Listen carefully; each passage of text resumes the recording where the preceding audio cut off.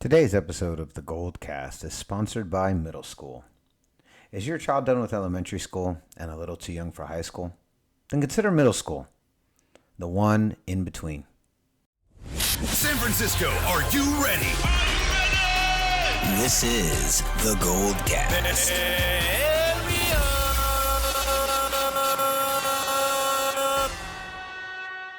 Boom! Welcome to another edition of the Gold Cast. This is the Bay Area Fan Perspective. I'm your host, Rudy Solis III, and with me is my brother, my co-host, Raymond Solis first, baby. Boom! And that's it. Here, just me. That's it. Just you, man. No other hosts. This is it. Just the brothers Solis in the building. Okay, so we're going to start today. I mean, there's a lot to talk about, but we're going to start today with what I feel was some of the biggest news for the Bay Area, and that is that the Warriors Stadium in San Francisco breaks ground January 17th, Ray. Boom. They're back. And you know what's interesting? What's interesting is that there are younger fans who don't realize that the Warriors are from San Francisco and that they used to be the San Francisco Warriors. They're literally are actually fans who don't realize they're coming home. They're not leaving. They're coming home. Exactly. And actually, it's funny you say that because there's a lot of Oakland fans that are upset about the change, the reacquisition, which, by the way, that was kind of spearheaded by the San Francisco, the local government over there, administration headed by Ed Lee, who sent the invitation out to the Warriors, inviting them back to San Francisco. And then, of course, next was the follow-up in finding the location, which, ironically, that was kind of what delayed us, because the stadium should have already broke down a long time ago, but there was a lot of disputes, understandably, because there's a hospital that's going to be very close. It's going to be the next-door neighbor of the Warriors Stadium, and so, naturally, there was understandable apprehension and debates on whether that was a logistical practicality in that location, which I totally get. And they said that they would implement contingencies around the lane. And the reason why I know this kind of information is because I covered this from my day job. I actually had to cover this. It was part of my day job work. So this was a big debate, but there's going to be a lot of business revenue that's going to come out of this, a lot of business growth, which is also going to improve the property value out there for other surrounding owners and stuff like that. It's a lot of good things that are going to come out of it. I understand exactly where everybody who is on the other side, basically defending the hospital's grounds, because UCSF wanted to buy more space and expand their facilities, but that didn't happen. So I hope that that was the big thing that was kind of I was concerned about. I was like, can this even work? I totally understand where both sides are coming from. They say they can make it work. They say they're going to make an emergency lane that would be exclusive to patients traveling to and from the hospital. I'm sure there's other sort of traffic improvements and contingencies that they can create in order to help alleviate that, because traffic in the city during those hours, whether there's a game or not, is always like that. So What area is it? It's in Mission Bay. So if you're looking at a map of San Francisco and you see the location of the Giant Stadium, just go south, directly south of the stadium, and it's over there. If you just cross the little water, there's a bridge that's on the south side of the Giant Stadium, and there's a bridge that crosses the water over into the Mission Bay area, and that's exactly where the stadium's going to be. And UCSF is over there. That's where neighborhoods such as Bayview is over there. Further down southeast, you have the former location of Candlestick Park. So it's familiar territory for a lot of people, but Mission Bay has just only recently boomed into a more commercial zone and facility zone, and a new location for UCSF, which is one of the leading innovators in medical technology. So I'm excited about it too, and but getting back to the original point, the Oakland fans do need to realize that in the 1960s, the Warriors were called the San Francisco Warriors. Then in the 70s, they went over to the Golden State name, not the Oakland Warriors, not to be confused here. They didn't change cities; they just simply became, instead of San Francisco team, they became a Bay Area team, kind of like the California Angels in the 90s and 80s. So I think it's great. I can't wait to see the jerseys that say San Francisco. Right now, they only exist in throwback form. So I can't wait to see the actual names with the San Francisco jersey on it, because I can't wait to pick one up. But I'm assuming they're keeping the name Golden State No now. one knows. They think like, are they going to go back to San Francisco? Is there going to be a happy medium so that they're not making fans feel discluded who are Bay Area fans? Because if they go to San Francisco and take on the San Francisco moniker, will that discourage loyalty that existed outside of San Francisco? Some people suggested that the Golden Gate Warriors would be a happy medium. I actually kind of like that name. I doubt they'll use it. So we'll just have to wait and see. I'm kind of thinking that they're going to be San Francisco Warriors. If I was the mayor of San Francisco, I would want it to be San Francisco Warriors.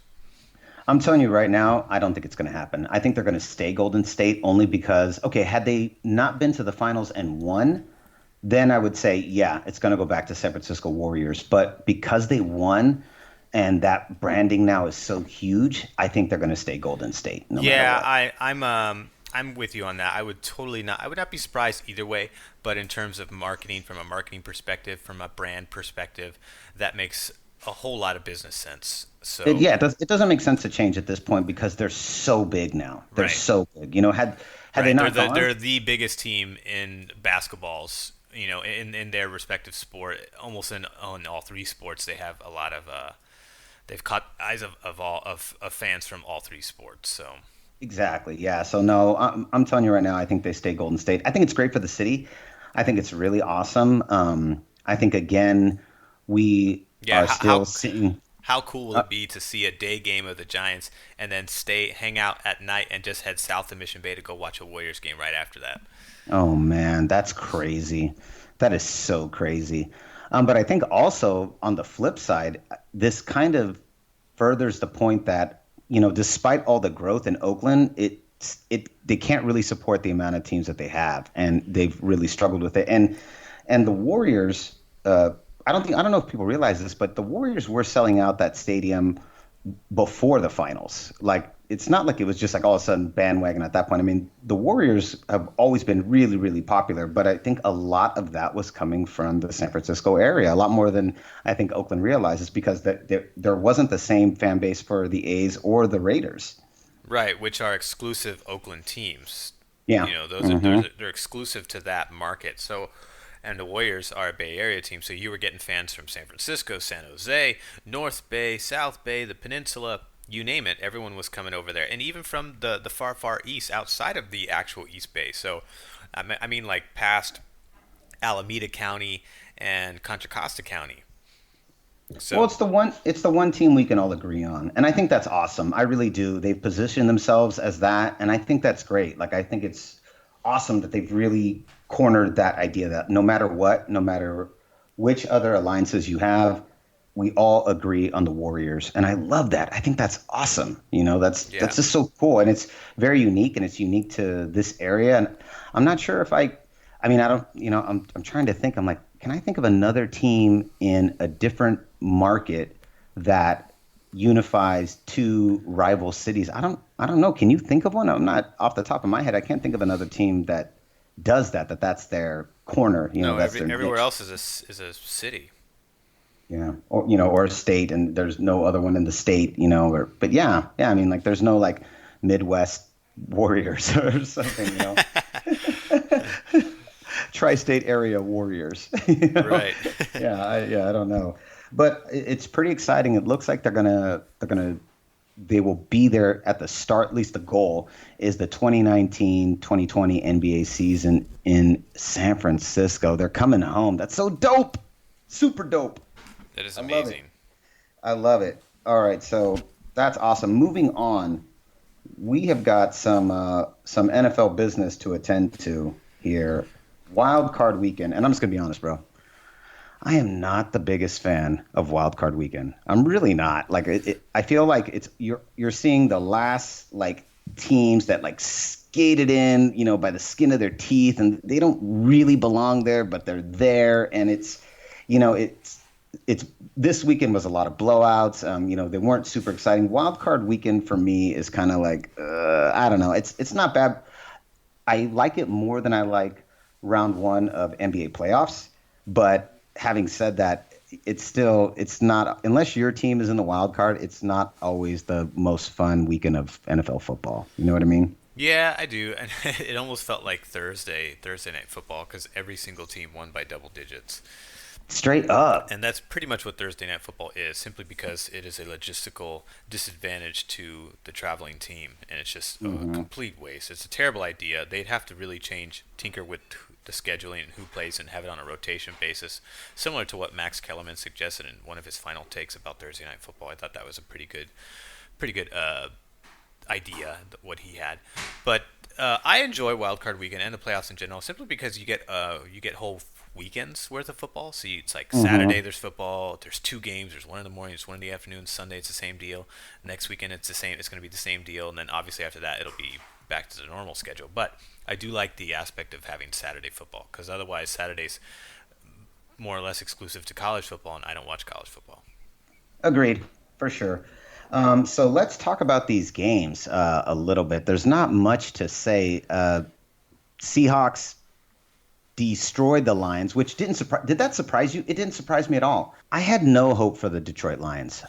What I believed was going to happen, Ray. I believed they were going to lose their last three games because I thought there's no way they're getting through the Giants, the Cowboys, and the Packers. No way. And then I thought one of the other wild card teams would step up and they would be eliminated from playoff contention. That's exactly what I thought. And instead, I was wrong. Instead of losing three in a row, they lost four in a row because they actually somehow got in. So that one didn't surprise me at all. Seahawks domination of them at home in Seattle. Like I don't know. I Yeah. just thought, Well, you know, Detroit's good against the teams that are the average and below average teams, and they don't fare good against above average teams, meaning teams that are above 500. well, And they that were was also. reflective. I mean, they were competitive for most of the game. It was a one possession game up until the fourth quarter, but by then the defense had already worn out the offense, and thus where in turn wearing out Detroit's defense, and they couldn't hold them any longer because the offense couldn't sustain anything against the Seahawks defense, and that's why it ended up being 16-0 in the fourth quarter. Hmm. Well, on top of that, okay, for instance, everyone was marveling about how they had all these fourth quarter comebacks, and they'd had like the most in a single season. When I saw that, that was a huge red flag to me. I'm like, you can't sustain that in the playoffs. Like that's not sustainable, and that to me doesn't show a marked level of success. I'm not saying that they weren't good, or I'm not saying that they're bad, but I'm just saying it's just not a that's not a it's not a you can't sustain success on that. That's all I'm trying to say. And so I was not a believer, and this game to me really showed that they're where they're at, Right. and so I wasn't really surprised It that the shows it Seahawks. shows resilience, but what it doesn't show, good teams are resilient when they have to be, not because they're in that pickle week in and week out. Yes, exactly. So that game, I don't know. It is what it is. Raiders Texans. I was actually surprised at how many people thought the Raiders were going to win because I was pretty confident that the Texans would be able to really take advantage of that young quarterback. I mean, the Raiders live and die by Derek Carr. And so with Derek Carr down and out, I just didn't see them. They don't have much of a defense. You got a rookie quarterback in there. I just didn't see them getting past the Texans D, and that I thought that result was exactly. I was surprised how many people were surprised by that result. Were you? No, I thought they were going to lose. I picked them to lose. I was 3-1 this weekend. So with the lone exception being Green Bay, which we'll get to. But in Oakland's case, yeah, once Derek Carr went down, I think only hardcore Oakland fans would think that would would be would would be unwise. I'll be nice. Will be unwise enough to think that this team would maintain any sort of continuity of what you saw during the regular season minus Derek Carr. Absolutely not. That is all rhythm based. That is all rep based. That is all practice and conditioning based. You have Connor Cook, who didn't see any of those reps or a fraction of that. There's no way in hell, unless he was some second coming of a Carr or close to it, that you would see any continuity of that, which didn't exist. So I'm not surprised at all. That was a game. The game was really close in the first quarter, and that was it. Yeah, that was it. Steelers Dolphins. Also not really surprised by the outcome. No, they were in a similar situation as the Raiders. They lost Tannehill, Matt Moore, who was a previous starter some years back, who actually is more competent than Connor Cook. He has experience. But I didn't expect him to take over in Pittsburgh. There's a reason he's not the starter anymore. There's a reason he's a backup. And Steelers just took advantage of that. This is a very weak opponent. I really wanted. So I'm hoping that Pittsburgh can can come alive. But next weekend's going to be a really tough matchup for them in Kansas City because Kansas City is a much more balanced team. Their defense is better, is more consistent than Pittsburgh. So Ben Roethlisberger and company, their three-headed dragon being Antonio Brown, Big Ben, and Le'Veon Bell are really going to have their hands full against the Well, we'll KC talk. defense. We're going to talk We'll get about that in a yeah. second. So then the final game, the one you and I were both wrong about, Giants at Packers. I mean, I'll be honest. I was pretty shocked. The first, I was pretty. I felt like it was going the way I expected it to go up until that Hail Mary at the end of the second quarter. Like that was, to me, that was the first real dagger. Like Packers drew some real blood there. Those sacks, all those sacks, I thought, oh man, this is what it's going to be all day. Aaron Rodgers is screwed. But then that Hail Mary, and I felt like the whole game psychologically for them just turned on that dime. Yeah, and Rodgers actually threw 40 times. He was not as efficient as he normally is, but he didn't throw. He didn't turn the ball over 300 yards, 4 touchdown passes. He was getting pressured quite a bit, but he was able to overcome that. And I felt like Green Bay really did show that they were honest to God, which doesn't happen very often in football. It can be any given Sunday, so you can beat somebody, despite what the odds might say or what you think might happen.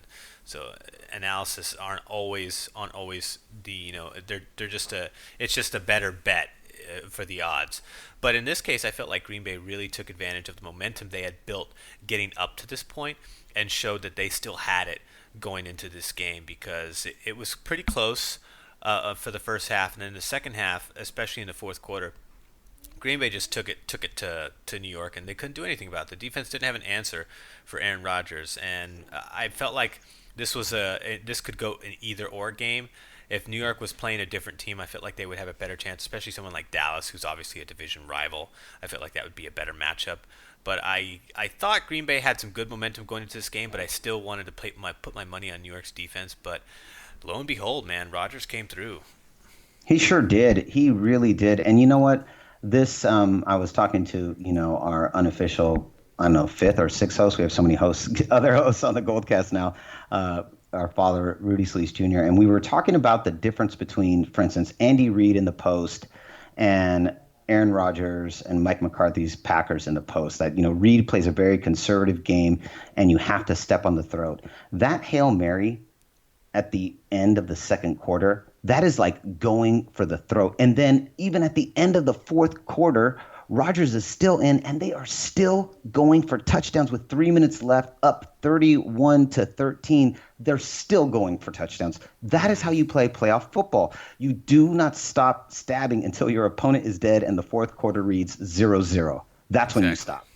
There is no gentleman's ball. There is no conservative. There is no, well, let's kill the clock. No. There is keep doing the formula if it's working and keep racking up points till they're dead. Yes. And I thought that was brilliant. I mean, with 3 minutes left, they're still going. And I'm like, absolutely. You don't stop. This is the playoffs. Like, you keep going. And if Andy Reid had a little bit of that in him, I would give more credence to the Chiefs, but we're going to talk about that in a second. But I want to hear your thoughts on that perspective. That's the way you play. And I don't like that's what Andy Reid likes to do if he's got a lead going into the third or fourth quarter, more so late in the game, especially in the fourth quarter, especially when there's a lot of time on the clock still, which is very surprising to me. But when that happens, Andy Reid likes to slow the game down, wear out the defense by running the football more often. Kansas City's a running team anyway, so it's not too far from what their normal formula is, but they tend to ramp it up a little bit when they have a lead. And I feel like when you know that's coming, a good team will be able to help slow down, to give themselves another chance, because they're like, okay, we're going to get a higher percentage of run plays, so we just need to stack the box or something like that, and then we can give ourselves a chance with a punt or something like that. But so I'm not a big favor of that, but I prefer going for the throw. And Rodgers gives you that ability. Obviously, Alex Smith is not that kind of guy, but you can still run plays to score. It doesn't, just because you can't do it the way New England does it or Green Bay doesn't mean that you can't do it. It just means you have to do it the way you've always done it, and you should keep doing that instead of trying to default to this run heavy, slow the game down, eat the clock philosophy. It's very old school football. It's very gentleman football, as you pointed out. And if in the playoffs, when you go for the throw, you ensure the win, and Green Bay ensured the win, and Aaron Rodgers certainly put another notch under his belt in his playoff career. So I was happy to see that because I do enjoy Aaron Rodgers. There you go. Okay, so looking ahead, let me pull up these Vegas odds. I want to talk about this for a second. Okay, so the divisional round. So I talked about the wild card. I'm not super crazy about the wild card. I'm glad they kind of just shed the fat of the NFL and get down to the brass tacks. The divisional round is my favorite round because it's 4 games and it's the best of the best, 8 teams, and it's man, the best of the best. That's always how I feel about the divisional round. It's always super tight. It's super crazy.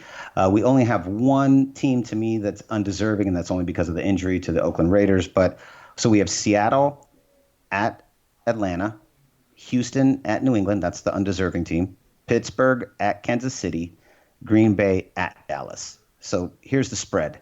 Atlanta's 4.5-point favorites. New England is 16-point favorites. Jeez.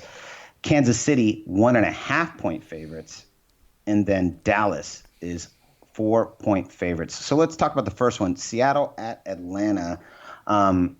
Do you think that's Seattle's game? I mean, Atlanta's game. Again, this is a high-powered offense going against a high-powered defense, and you know what happens in the post against those big defenses. I'm going to give the edge to Seattle because Seattle's been here. They know what they're doing. Atlanta's been here too. They've been in the NFC Championship game. We've beat them in the NFC Championship game within the last 6 years. But I'm going to give the edge to Seattle because they tend to turn it on in the playoffs. So despite playing in Atlanta, I do think Seattle's going to have to. I don't think Atlanta's going to be able to shoot their way through this one like they have all season, just because it's a different atmosphere, it's a different energy level. Everyone steps up, and I'm going to give that edge to Seattle here. So I'm going to say Seattle. I think so too. Just based on defense, man. Defense wins championships over and over and over again. We're not even going to talk about Houston and New England because I don't think there's any. That offense is so dismal. I mean, I feel like your only hope is that Houston can bang up Brady, and that's about it. Like, yeah, get some good sacks. Unless he trips on the way to the game in the locker room and breaks his ankle. This is such an embarrassing team. I mean, they got a handicap win. This is a team that it has advanced to the divisional round based on a handicap win. They're lucky Derek Carr was not there, and New England should be thankful that Derek Carr and the Raiders are not there because that would be a much more closer game having those two guys shoot it out with their kind of inconsistent defenses. Though I'd still give the edge to New England in that case because they're playing at home and their defense has been more consistent than Oakland. No question at all. So let's move on. The next 2 games on Sunday, I think these are just the creme a la creme, the games to watch. You've got Pittsburgh at Kansas City. Kansas City, 1.5 favorites. Oh, man, I can't wait for this game. I'm rooting for Alex Smith all the way. Former 49er, let's do this. Kansas City, again, like I said earlier, I think they're the balanced team, so I'm going to give the edge. Obviously, I'm partial to Alex Smith for a variety of reasons. But in terms of where he's at now, I'm going to give the edge to KC because they're playing at home. They play excellent at home. They're very balanced. Their defense is way more consistent than Pittsburgh. Big Ben, Le'Veon Bell, and Brown will not have the same leverage that they did this weekend against the Miami Dolphins, who is a bottom-ranked defense. Their defense is bottom of the barrel with the exception of takeaways. They were 11th this year in the league in takeaways, but none of that showed up this Sunday. I expect a different story in Kansas City, and I'm going to give Alex Smith the advancement over to the AFC Championship. I think so too. That stadium is loud and tough, and that defense is incredible. And yeah, I agree. Kansas City. Okay, so now probably the biggest matchup of the weekend is going to be Green Bay at Dallas. Dallas are 4.5 favorites. I mean, I think you can expect pretty much a shoot 'em out for this one. I think so. I think the one edge that you can perhaps give to Green Bay is that you have two rookies at the helm. I don't expect Ezekiel Elliott to bucket that pressure, but I'm curious to see how Dak Prescott responds to this kind of stage because he's never been here before.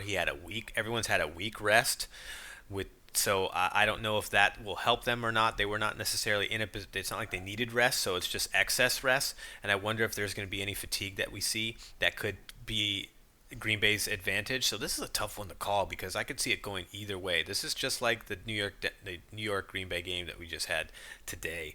So, gosh, I'm gonna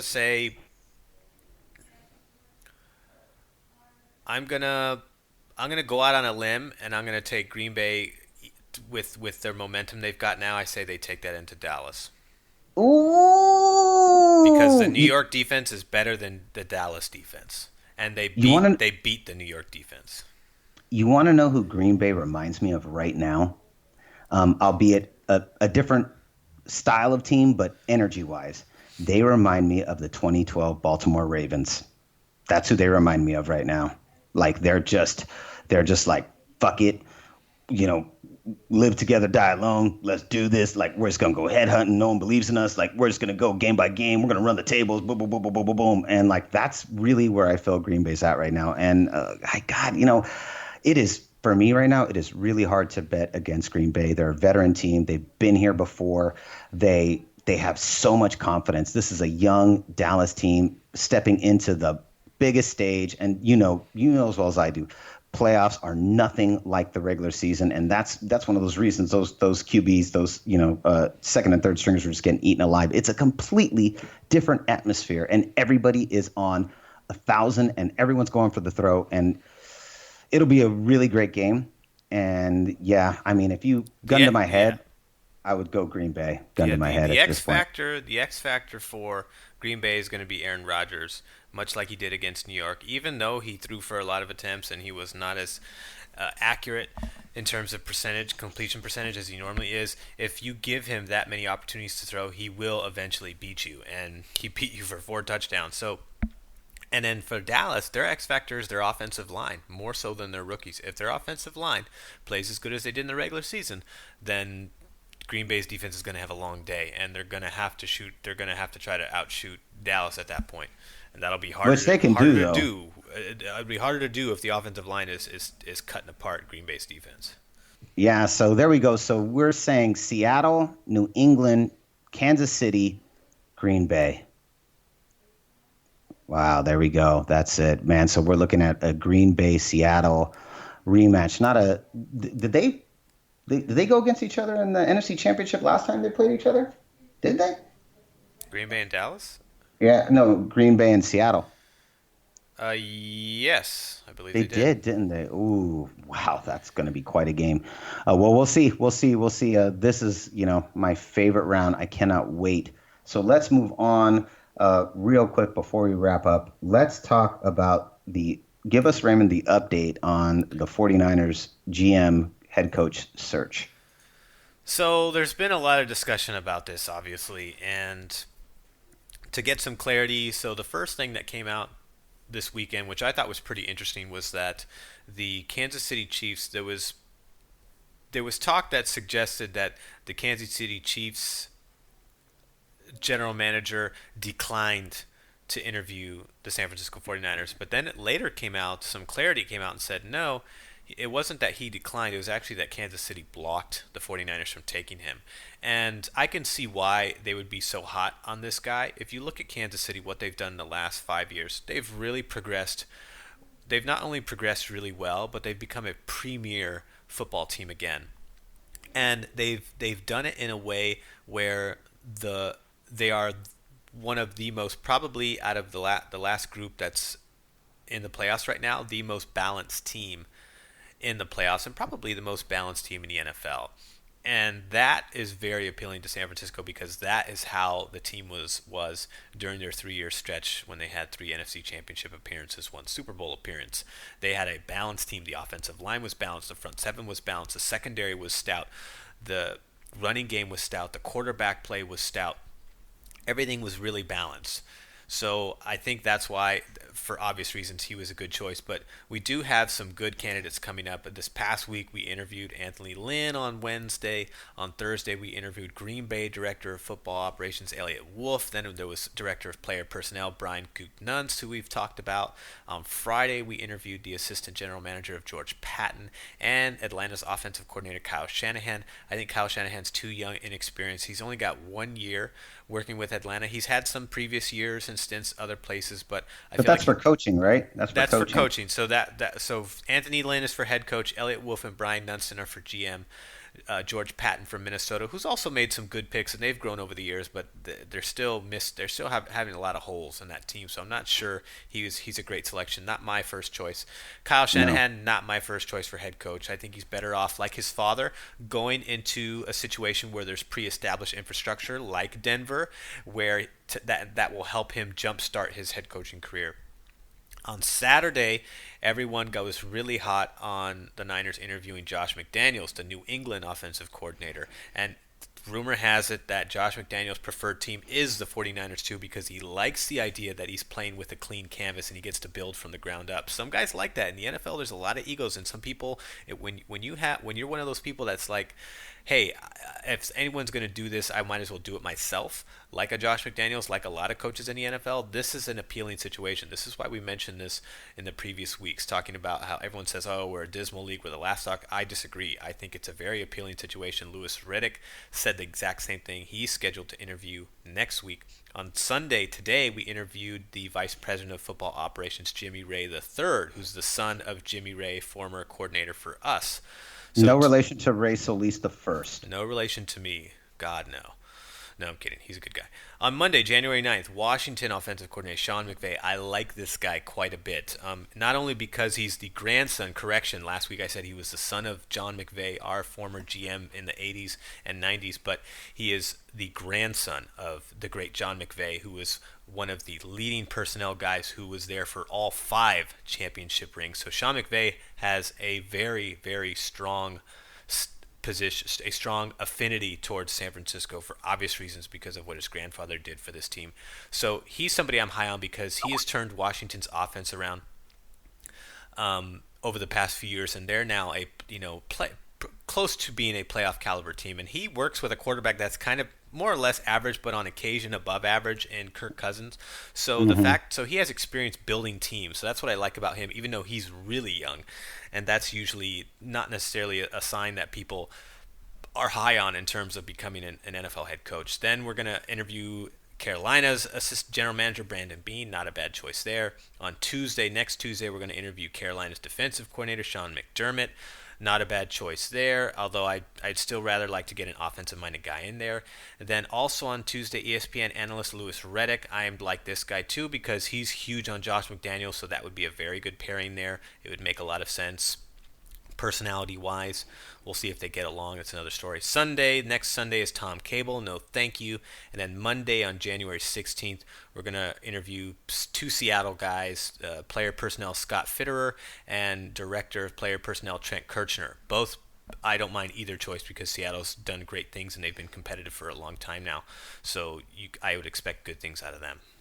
Well, there you go. That's it. I feel like it really comes down to this. You've got 2 choices. I feel like, first of all, Denver and San Francisco are the premier franchises to go to this year, and for opposite reasons. If you want a team that's almost ready to contend and basically ready to go out there, you pick Denver. If you want a blank slate that you can completely mold into your own, you go with San Francisco. I think our cross-state rival, the Los Angeles Rams, are one of the least desirable destinations because they have no draft picks, and that's their own damn fault. So don't feel bad about them. I don't care about the rest. Maybe Bortles.